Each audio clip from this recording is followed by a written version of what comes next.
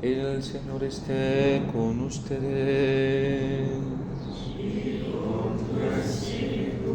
Lectura del Santo Evangelio según San Mateo.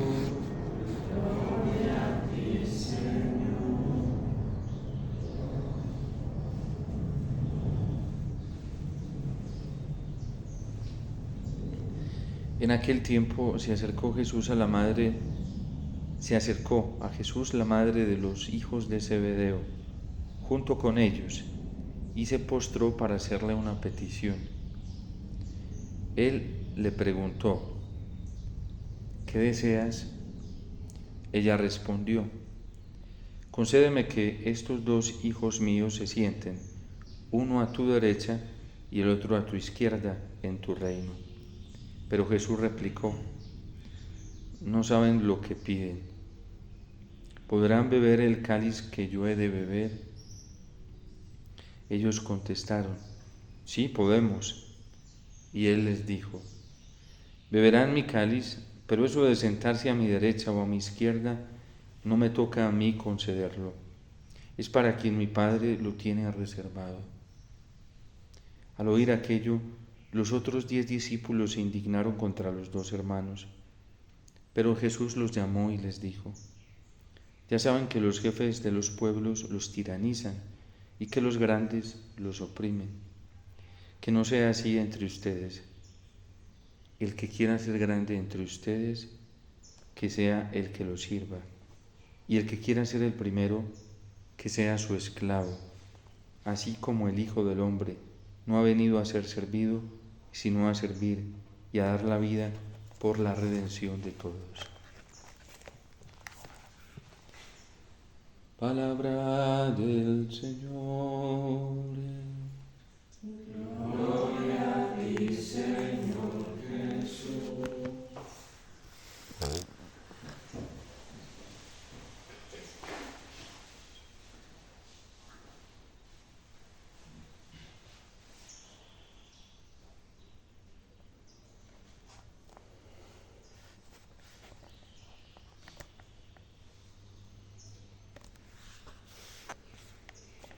Hay una realidad que es una realidad, no es algo etéreo, abstracto, ni conceptual, es un hecho real que todos los seres humanos padecemos y somos muy conscientes de ello, y es el sufrimiento. Y la realidad del sufrimiento es tan real en la vida de un ser humano, pues que sentimos que el sufrimiento nos aplasta, sentimos que el sufrimiento nos doblega, sentimos que el sufrimiento nos cansa, sentimos que el sufrimiento nos atormenta, sentimos que el sufrimiento es un yugo muy pesado y ante él muchos quizás caemos en la tentación de no quererlo más. Caemos en la tentación de querer extirparlo, suprimirlo de nuestra vida como de lugar. Todos seguramente quisiéramos que fuera como en un computador que uno pisa 2 teclas para borrar un contenido y ese contenido desaparece instantáneamente. Y quisiéramos que fuera así con el sufrimiento. Pero porque es una realidad que abruma la condición del ser humano y siempre la ha abrumado. Vuelvo y repito, no es algo abstracto, no es etéreo, es un hecho real con el que nos hacemos comunes a todos los seres humanos. Pero resulta que en la vida cristiana el sufrimiento tiene otro sentido, sin suprimirlo, tiene otro sentido muy diferente. Es la posibilidad, así es en la vida cristiana, el sufrimiento es la posibilidad de ser plenamente felices. El sufrimiento se convierte en la vida cristiana en una oportunidad muy grande de cosechar. ¿Qué es recosechar? recoger, ¿sí? De recoger alegría, de recoger plenitud, de recoger paz, de recoger un amor verdadero, de recoger justicia, de recoger unidad, de recoger muchos frutos preciosos y exquisitos. ¿Desde cuándo en la vida cristiana, y una vida cristiana que está dentro de la vida humana, encontró esta connotación del sufrimiento? Desde que Cristo se encarnó y asumió el sufrimiento, Dios, en esa condescendencia, en ese amor tan grande por ti y por mí, hizo algo extraordinario, que fue abrazar el sufrimiento, desposarse con Él, casarse con Él, unirse con Él. Cuando Él asumió nuestra condición humana, la asumió con todo lo que esta condición humana tenía, y una de ellas fue el sufrimiento. Y por eso hoy, cuando se acerca la madre de los hijos del Zebedeo, entre ellos Santiago, la fiesta que hoy celebramos, le pide a Jesús que ella desea, anhela, y le pide que cuando Él esté en su reino, que ella tiene la imaginación de un reino muy diferente al que está proponiendo Jesús. Ella se imagina un hombre que va a triunfar. Pues Cristo va a triunfar, pero no a la manera que ella piensa, sí. Para ella va a ser un rey, un emperador en esta tierra, que va a doblegar todos los reinos en esta tierra, que va a someter a todos los enemigos en esta tierra, que todos se van a dar golpes de pecho ante Él en esta tierra, porque va a ser un rey pues al estilo de los poderosos de este mundo. Y entonces cuando estés en ese reino, pon a mis dos hijos, uno a tu derecha y otro a tu izquierda. Pues a qué mamá no le gusta eso, que los hijos estén en el lugar más importante, y muchas mamás se esfuerzan y se desgastan en la vida para que sus hijos lleguen a ser algo, bueno, alguien importante en esta tierra, importante a los ojos del mundo. ¿Cuántas veces uno no escucha mamás y papás que convierten a sus hijos en un trofeo? Y usted no conoce a mi hijo, es que mi hijo es médico, mi hijo es esto, no, yo no lo conozco, de verdad no lo conoce, es que él es esto y esto. Y así son las mamás, el orgullo, ¿sí? Esta mamá le pasaba eso. Pues vio en Jesús tanto potencial que dije, no, este va a ser uno grande, ¿sí? Pues que tenga uno a mi derecha y tenga otro a tu izquierda. Y por eso Cristo la mira y le pregunta. Primero Cristo le aclara, no sabe lo que pide. Ustedes no saben lo que piden. Pero bueno, hay una condición para que estén cerca de mí. No dice ni a la derecha ni a la izquierda. Pero ustedes pueden beber el cáliz que yo he de beber. Y entonces ellos dicen que sí. Y Jesús les dijo, beberán el cáliz. Eso sí será verdad. Pero sentarse a mi derecha o a mi izquierda, eso no me corresponde a mí. A lo que ellos estaban esquivando, ¿sí? Es a lo que el Señor comienza a introducirlos y a enseñarles cómo es que se alcanza esa dicha, esa felicidad. La alegría en la vida cristiana se alcanza llorando. Y por eso el Salmo dice que los que sembraban con lágrimas cosechan entre cantares. Si uno quiere alcanzar la plenitud en la vida cristiana, tiene que beber el cáliz que vivió el Señor. ¿Qué hizo el Señor con las pruebas? No se puso a pelear contra ellas. No cayó en la tentación de quererlas pisar los dos controles del teclado para suprimirlos, sino todo lo contrario. Las asumió como una oportunidad muy grande. ¿Para qué? para glorificar al Padre y para amarnos profundamente a nosotros. ¿Y en qué consistió eso que hizo el Señor? El Señor tenía que permitir en su condición humana lo que Israel nunca había permitido en toda la historia de la salvación, y era dejar actuar el poder, dejar actuar la santidad, dejar actuar toda la gloria de Dios, porque Dios tuvo un designio y fue que quiso mostrar su gloria con la asociación humana. Dios no fue un Dios autoritario, dominante, que le gusta hacer las cosas solo. Fue tan humilde que el amor, toda la santidad y toda la gloria la quiso revelar a través de la naturaleza humana. Pero esa naturaleza humana que Él creó se le reveló. Más bien esa naturaleza humana se contempló tan buena, tan bella, tan hermosa, que creyó que todo era fruto de sus propias capacidades y no dejó ver la belleza, la gloria, el poder infinito de Dios, el amor infinito de Dios. Y por eso Dios es genial, y genial en todo el sentido de la palabra, porque Él mismo asume la naturaleza humana para mostrar en esa naturaleza humana débil, frágil, limitada.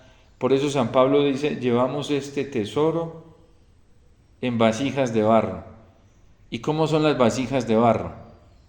Uno puede chutarlas, patearlas, puede jugar con ellas y no les pasa nada, ¿cierto? Las vasijas de barro hay que cuidarlas, ¿sí? No se pueden tratar de cualquier manera, y si son bien bonitas, pues más las cuidamos que, ¿sí? No se vayan a partir. Yo recuerdo una vez que nos prestaron un lugar de descanso a los hermanos, y era una finca, pues tenía pues algunas cosas muy finas, ¿sí? Y un hermano, yo llegué tarde, entonces por acomodarme a mí, me dijo, padre, no, venga, usted no se vaya a tirar por ahí en cualquier lado, venga, yo le busco un lugar donde dormir.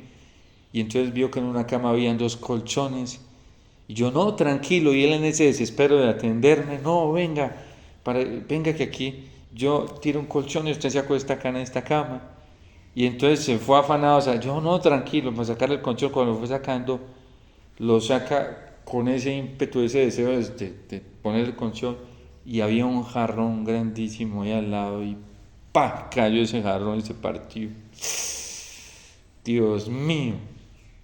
Y entonces dicen los hermanos que escucharon, vinieron todos, ay, Dios mío, nosotros creíamos que íbamos para pasar en blanco esta vez. Otro daño más, sí.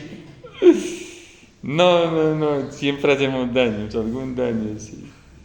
Y entonces ese jarrón, ¿y ahora qué hay que hacer? No, eso es imposible de conseguir, nos toca llamar al dueño y decirlo. Y entonces lo llamamos, no, es que imagínense que hicimos un daño. Sí, ¿qué daño hicieron? No, es que vea, estábamos sacando un colchón y todo lo que hace el miedo a uno, que lo pone a decorar todo. Y entonces, ¿y qué pasó? ¿Qué pasó? Y entonces él por allá al otro lado de la línea veía que estábamos preocupados, angustiados, asustados. Y se nos que quebramos un jarrón que estaba sacando ese colchón, y se escuchó un silencio detrás. Ay, ese jarrón, precisamente el que había sido traído de no sé qué país, de no... Y entonces, pues nos dejó así en la incógnita ya.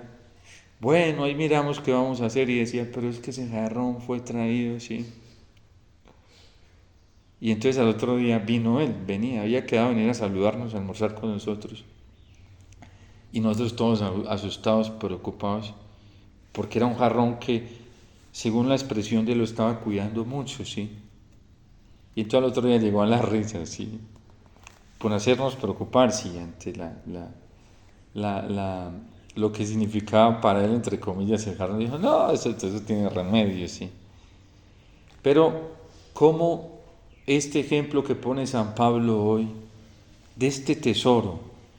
Aquí supuestamente lo valioso era el jarrón, pero no es el jarrón. Es un tesoro más grande, más valioso que el jarrón. Y es la santidad, es el amor infinito de Dios. Y por eso Cristo, ese jarrón, que es la condición humana, que es débil, que es frágil, deja que sea lastimada. Y esa es la pasión del Señor, con tal de no perder algo más grande que está dentro de ese jarrón, dentro de esa naturaleza humana, que es el amor infinito de Dios, que es la bondad infinita de Dios, que es la naturaleza divina. Y dice San Pablo, para que aparezca que una gracia tan grande para proteger esto no viene de nosotros, sino que viene de Dios mismo.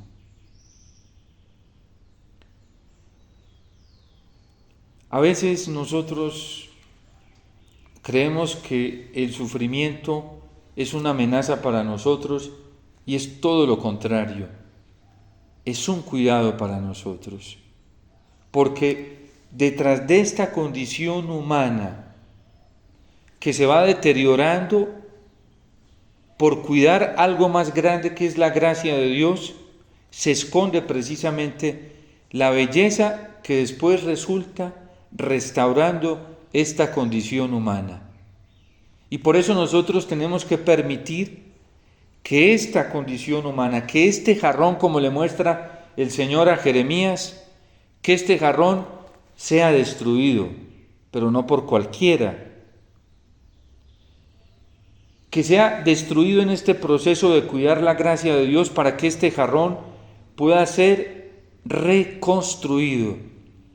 Nosotros tenemos que permitir que la gracia de Dios destruya esto que nosotros hemos construido mal, esto que nosotros hemos formado mal, como le muestra el Señor a Jeremías cuando lo manda al taller del alfarero y él se pone a mirar cómo el alfarero está haciendo una obra y la tiene casi terminada y en esos momentos se le destruye. ¿Y qué hace el alfarero? Vuelve a retomar el barro y vuelve con delicadeza y amor a irlo formando. Y el Señor le muestra a Jeremías y le dice, así como el barro en manos del alfarero es moldeado, así eres tú en mis manos. Y lo que mostró Dios Padre en Cristo, que asumió esta naturaleza humana y que se fue deteriorando poco, esa naturaleza humana se fue deteriorando poco a poco hasta terminar en una cruz como terminó y luego en un sepulcro como terminó el cuerpecito del Señor, totalmente deteriorado. Así como Cristo, nuestro Señor, se dejó formar, se dejó deteriorar por el amor del Padre y se dejó llevar hasta donde lo llevó el amor del Padre, para luego ocurrir algo grandioso, para después esa naturaleza humana ser reconstruida nuevamente y recuperar el estado que verdaderamente Dios había querido desde el principio cuando creó a Adán y Eva, que es la resurrección. Y era tan espectacular ese cuerpo glorioso de Cristo que todos querían que estuviera con ellos. María no lo quería soltar. Y el Señor le dice, suéltame porque todavía no he subido al Padre. Subo a mi Padre y a vuestro Padre, subo a mi Dios y a vuestro Dios, para mostrarles a todos y mostrarnos a todos nosotros que esa es la obra perfecta que Él quiere lograr en cada uno de nosotros, hasta que lleguemos a la Asunción. La Virgen se nos adelantó a todos, se le adelantó a todo el mundo en eso. Ella ya está asunta en cuerpo y alma en el cielo. La obra final que Dios quiere lograr a través del sufrimiento en cada uno de nosotros, hoy ya lo disfruta la Virgen. Es asunta en cuerpo y alma al cielo. Y ya el cuerpo santísimo de la Virgen, lo mismo que el cuerpo santísimo del Señor, ya no está expuesto a ninguna amenaza, a ninguna amenaza. Por eso nosotros debemos dejarnos moldear del Señor, y Él le pregunta, ¿serán capaces de beber el mismo cáliz? Y ellos dicen que sí, pero no saben de qué se trata. Y el Señor dice, de seguro que lo van a vivir, porque Él ya conoce que estos, aunque se le van a resistir, van a llegar hasta el final. Pero eso de sentarse a mi derecha o a mi izquierda, no me corresponde a mí concederlo. Y entonces los demás apóstoles se indignan por lo que ellos están pidiendo, porque todos tienen las mismas pretensiones. Estaban llenos de celo y de envidia, porque todos querían pedir lo mismo, pero estos fueron más atrevidos, ¿sí? Estos fueron de un al grano. Pero todos querían ocupar el puesto a la derecha y a la izquierda, y coge el Señor y les da una lección a todos. Les dice, ustedes se dan cuenta que los jefes de los pueblos los tiranizan y los grandes los oprimen. Que no sea así entre ustedes. El que quiera ser grande entre ustedes, que sea el que los sirva. ¿Y cómo es este proceso de llegar a ser grande para el cielo? Es el proceso que vivió Cristo. Un grano de trigo que cae en tierra y que tiene que morir, como el grano de mostaza. Tan pequeño, Cristo se hizo pequeño.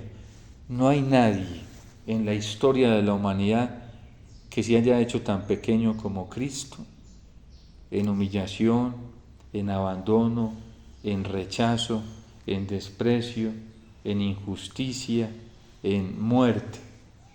No hay nadie que haya asumido una condición de pequeñez tan alta como Cristo. En realidad, Él es el grano de mostaza, que fue tirado en tierra, lo tiró el Padre, lo sembró y después reventó, creció, porque cayó en una tierra buena y es un árbol tan grande que todos vienen a anidar en él. Y ese es el proceso que el Señor nos muestra en la vida cristiana. Santa Laura Montoya decía que el camino para la felicidad era el de la humildad.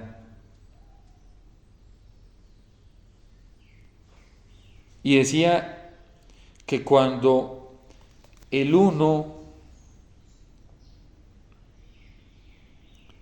quería ocupar, ¿qué pasa cuando yo tengo, ella dice, cuando yo tengo 10 ceros y el uno quiere estar antes de todos los ceros?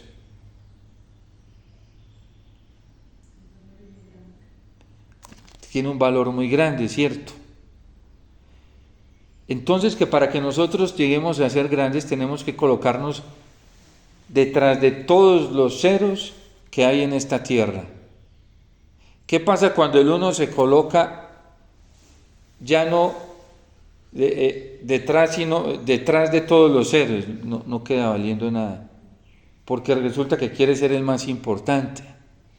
Si nosotros queremos valer algo, tenemos que colocarnos antes de los ceros, no después de los ceros. Porque estando después de los ceros en esta tierra, para el cielo no valemos nada. Y por eso decía el Señor de Juan el Bautista, les aseguro que el más pequeño en el reino de los cielos, cuando Juan el Bautista estaba aquí en esta tierra, cuando estaba en esta tierra, el más pequeño en el reino de los cielos es más grande que Juan el Bautista.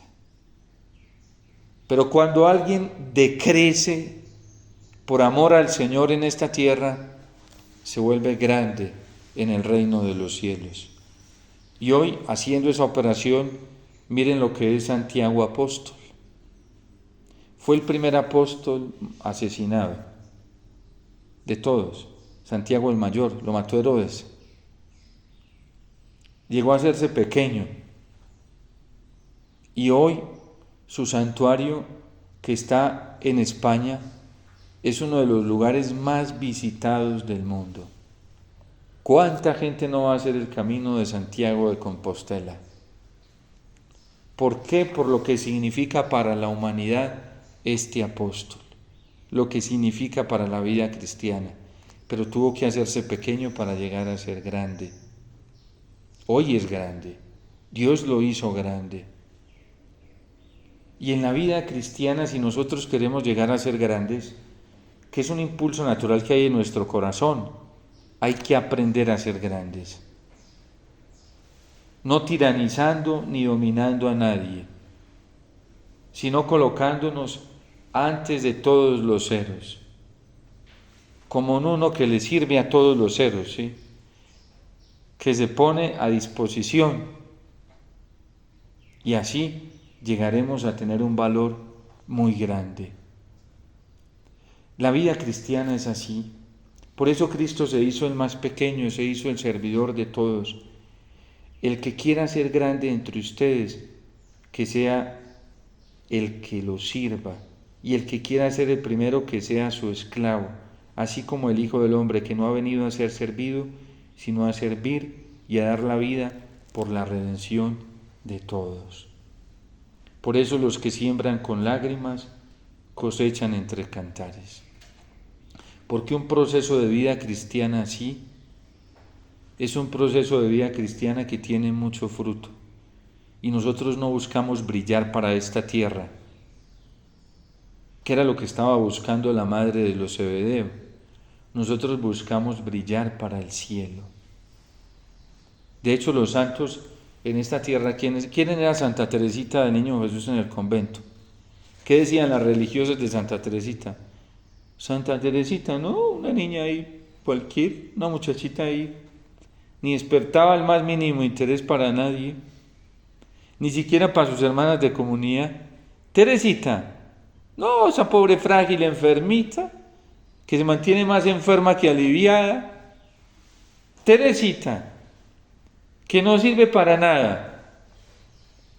Teresita, esa debiluchita ahí que no... ¿Y quién es Teresita hoy?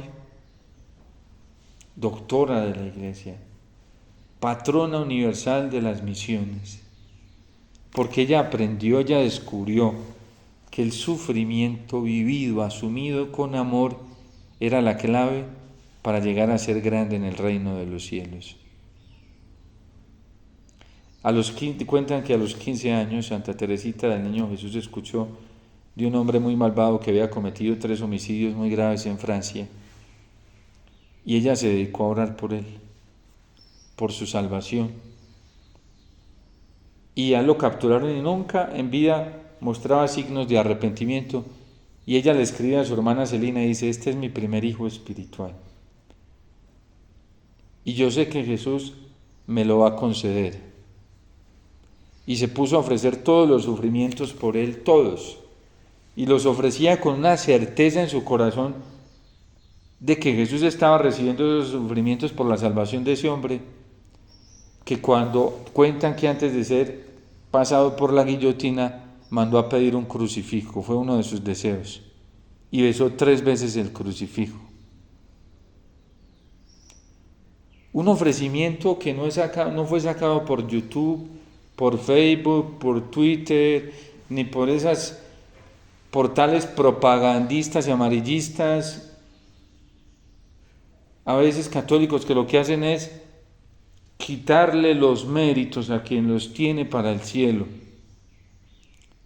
Porque lastimosamente así es, en eso fundamentan la evangelización muchos hoy en la iglesia, incluyendo pastores. Creen que lo que se ve en lo estadístico, que se dejan deslumbrar, como lo recordaba el expresidente de la Conferencia Episcopal Colombiana, los obispos se dejan deslumbrar por la estadística, creen que eso es la verdadera evangelización. Santa Teresita encontró una forma de ayudar a la redención y fue a través del ofrecimiento. El Papa Benedicto XVI en la encíclica Spes Salvi lo trae, y al final dice que una práctica tan olvidada como es ofrecer los pequeños sufrimientos al Señor por la redención del mundo trae tantos frutos y tantas bendiciones y tantas glorias en el cielo. Y por eso nosotros no podemos caer en la tentación de buscar suprimir el sufrimiento, hay que abrazarlo, aprovecharlo. porque con clamores y lágrimas, dice la carta a los Hebreos, el Señor nos salvó y nos redimió a todos. Y todo el que entra por este camino que entró el Señor, encuentra la felicidad, la dicha y la paz a través de la humillación. Cuando nosotros nos hacemos pequeños por un sentido, que es por amor a Dios y por amor a los hermanos, entonces el Espíritu Santo nos vuelve grandes, nos hincha el corazón de alegría. Y no hay un servicio más grande que el poder ofrecer todos los pequeños sufrimientos que tenemos diariamente y traerlos y unirlos a la Eucaristía, que es donde se manifiesta el sufrimiento más grande de nuestro Redentor por la salvación del mundo.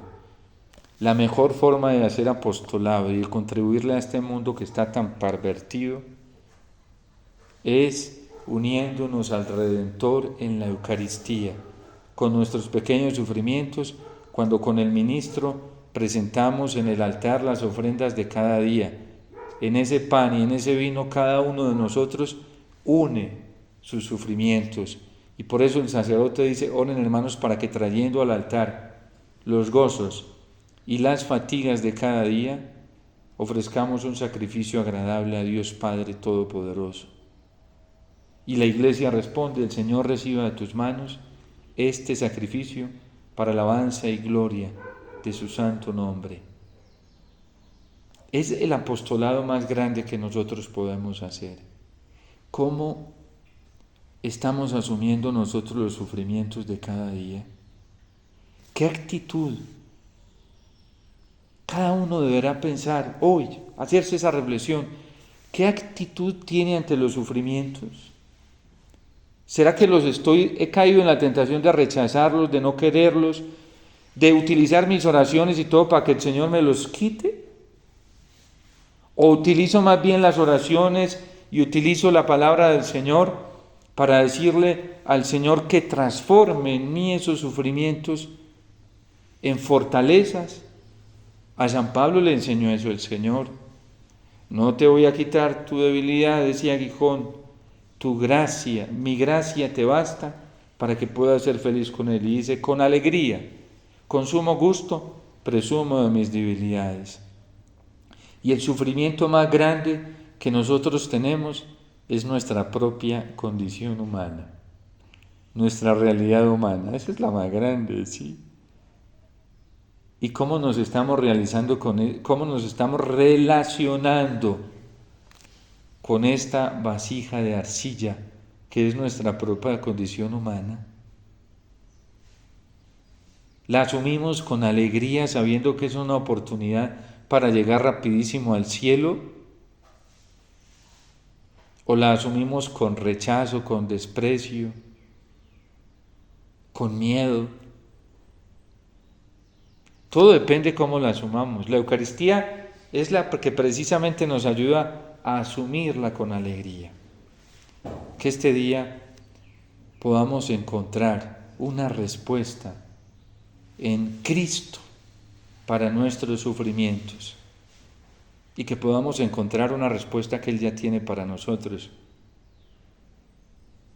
que es el de asumir el cáliz como Él lo asumió. ¿Cómo lo asumió Cristo? Ahorita lo vamos a escuchar en la Eucaristía, lo vamos a escuchar al mismo diciendo, dándote gracias. Voluntariamente lo aceptó, dándote gracias, lo partió y lo dio para la salvación nuestra. Que la Virgen Santísima nos ayude a encontrar siempre una respuesta, la respuesta que nos lleva a la alegría y a la paz que la encontramos en el Señor. Que San José también nos alcance esta gracia.